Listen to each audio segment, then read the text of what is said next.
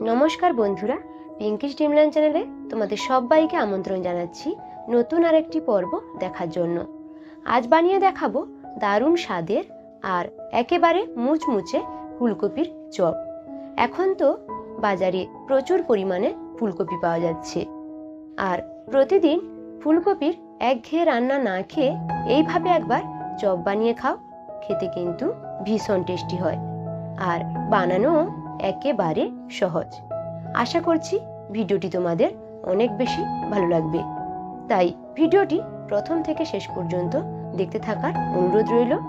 আর যারা চ্যানেলে নতুন বন্ধু তারা অবশ্যই চ্যানেলটিকে সাবস্ক্রাইব করে দিও। এবার চলো বন্ধুরা, চলে যাচ্ছি ফুলকপির চপের গোপন রেসিপিতে। প্রথমে আমি চপের জন্য মশলাটা রেডি করে নিব। তার জন্য গ্যাস জ্বালিয়ে একটি কড়াই বসিয়ে দিয়েছি। এবার কিছুটা সরষের তেল দিয়ে দিচ্ছি।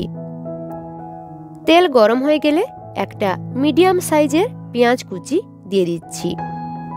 এখন পেঁয়াজটাকে একটু নরম করে ভেজে নিব। এবার আমি কিছুটা ফুলকপিকে এভাবে ছোট ছোট টুকরো করে কেটে ধুয়ে নিয়েছি। এখন সেটা দিয়ে দিচ্ছি। সঙ্গে কিছু কড়াইশুঁটিও দিয়ে দিলাম। এখন গ্যাসের মিডিয়াম আঁচে ফুলকপিটাকে একটু ভেজে নিব। তারপর দিয়ে দিচ্ছি একটা টমেটো কুচি, কিছুটা কাঁচা লঙ্কা কুচি, 1 চামচ আদা বাটা, 1 চামচ রসুন বাটা, আর দিয়ে দিব স্বাদ মতো নুন। এবার সবকিছুকে একসঙ্গে কিছুক্ষণ রান্না করে নিব। ফুলকপিটা একটু নরম হয়ে গেলে খুন্তি দিয়ে এভাবে একটু ম্যাশ করে দিচ্ছি। দিলে ফুলকপিটা কিছুটা গলে যাবে। এখন এতে দিয়ে দিব 3টে সেদ্ধ আলু। আলুটাকে এভাবে হাত দিয়ে একটু ম্যাশ করে দিচ্ছি। সঙ্গে বেশ কিছুটা ধনেপাতা কুচিও দিয়ে দিচ্ছি। এতে চপের টেস্ট আরও ভালো হবে। আর এখন তো ধনেপাতা বাজারে অনেক সস্তায় পাওয়া যাচ্ছে।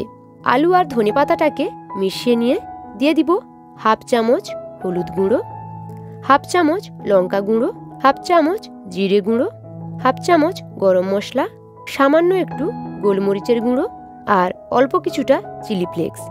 সব কিছু মশলা দেওয়ার পরে আবারও 2 মিনিট ভালো করে নেড়ে চেড়ে নিব।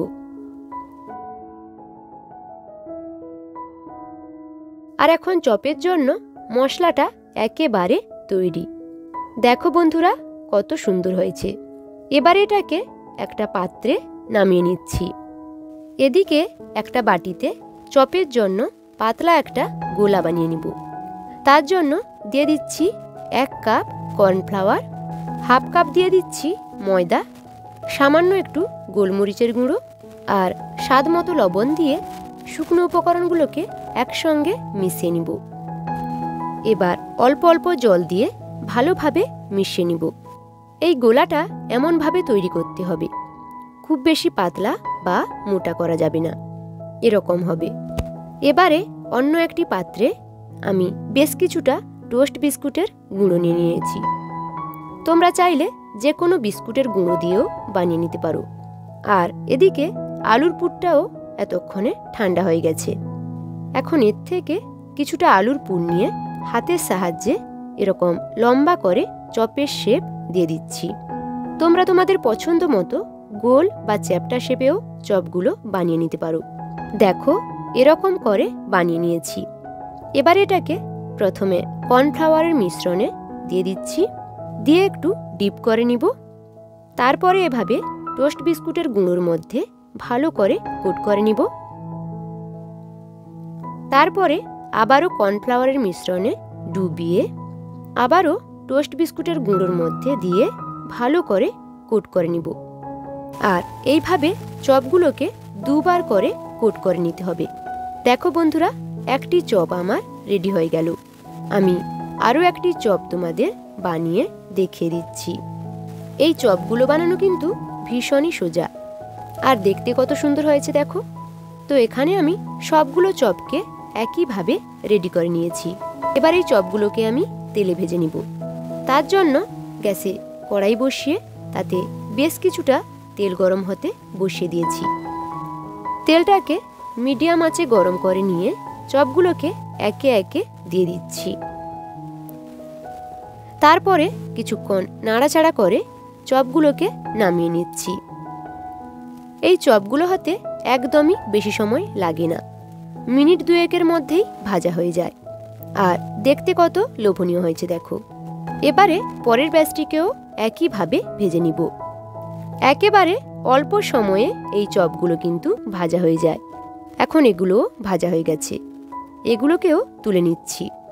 তো সবগুলো চপ এখন আমার ভাজা হয়ে গেছে। এখন এই চপগুলোকে গরম গরম প্লেটে সাজিয়ে নিব। চপগুলো দেখতে কত লোভনীয় হয়েছে দেখো, একদম দোকানের থেকে কেনা চপের মতো দেখাচ্ছে। এবার এই চপের উপর কিছুটা বিট লবণ ছড়িয়ে দিচ্ছি।